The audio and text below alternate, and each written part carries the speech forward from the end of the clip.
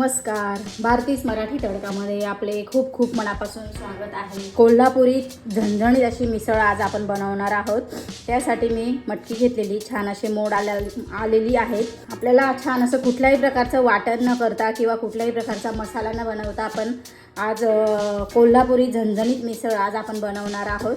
त्यासाठी आधी आपण मटकीला छान असा एक तडका देऊन घेऊया. गॅसवरती आपण पातेली ठेवून घ्यायची आहे. छान असा मस्त तडका द्यायचा आहे. 1 चमचा भरून मी तेल घातलेलं आहे. आता आपण कढीपत्त्याची पानं घालून घेऊया आणि 1 चमचा भरून मी जिरं टाकून घेते. थोडंसं हिंग टाकूया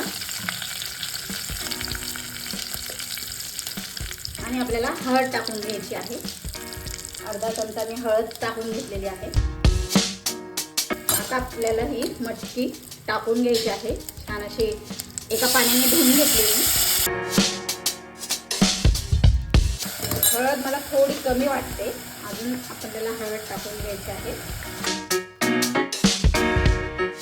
आता आपल्याला पाणी टाकून घ्यायचं आहे आणि छान 5 ते 6 मिनिटं छान अशी मटकी शिजवून घ्यायची आहे. 1 ते 1.5 ग्लास मी पाणी टाकून घेतलेलं आहे. आता आपण छान अशी उकळी आणून घेऊया याला. मटकी छान अशी उकळायला लागलेली आहे. आता आपण ही मटकी दुसऱ्या गॅसवर ठेवून घेऊया आणि आता आपण लगेचच फोडणी टाकायला घेऊया.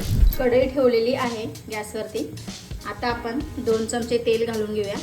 मिसळ म्हटली की छान अशी तरीदार मिसळ दिसते आपल्या डोळ्यांसमोर, त्यामुळे मी थोडंसं तेल जास्त घालणार आहे. मी जवळजवळ 2 ते 2.5 चमचे मी तेल घातलेलं आहे. तुम्ही तुमच्या अंदाजानुसार घालू शकता. आता आपल्याला मसाला करून घ्यायचा आहे.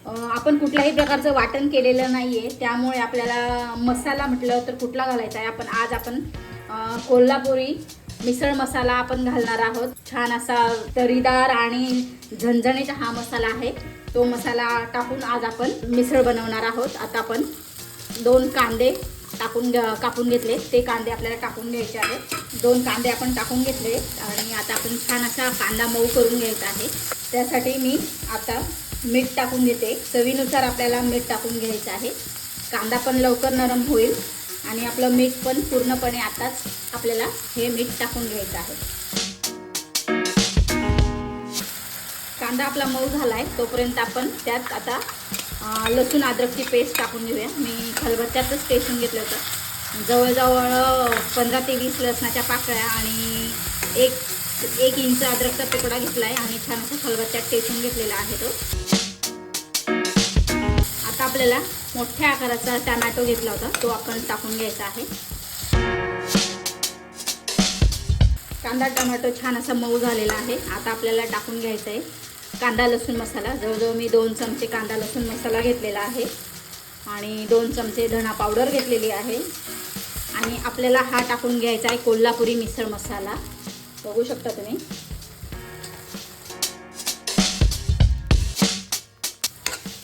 आता आपल्याला थोडं पाणी घालायचं आहे.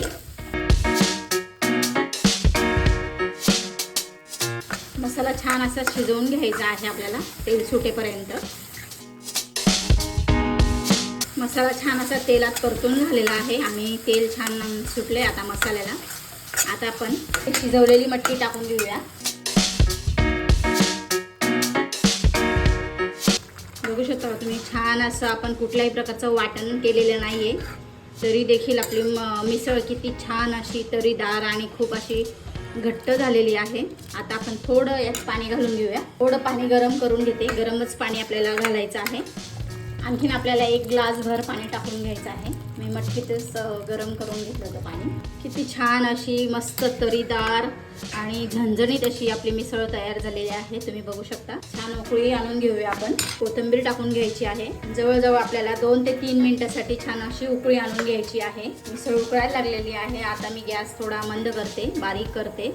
झणझणीत अशी कोल्हापुरी मिसळ सारखी सेम मिसळ आपली तयार झालेली आहे. तुम्ही बघू शकता. या पद्धतीने तुम्ही ही मिसळ एकदा नक्की बनवा. 3 ते 4 मिनिटं मी छान अशी उकळून घेतली बारीक गॅस करून. बघू शकता तुम्ही किती छान अशी तरी आलेली आहे. आता मी तुम्हाला प्लेट करून दाखवते.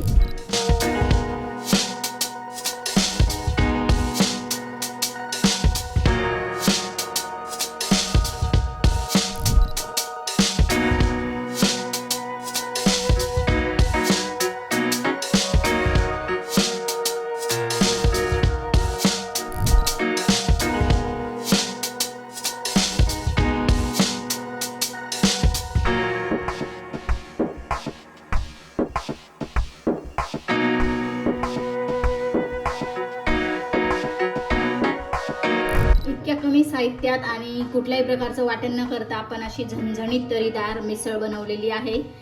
तुम्ही ही रेसिपी एकदा नक्की बनवा. माझी रेसिपी तुम्हाला कशी वाटली कमेंट करून सांगायला विसरू नका. रेसिपी आवडली असेल तर लाईक करा, शेअर करा आणि सबस्क्राईब करायला विसरू नका. धन्यवाद.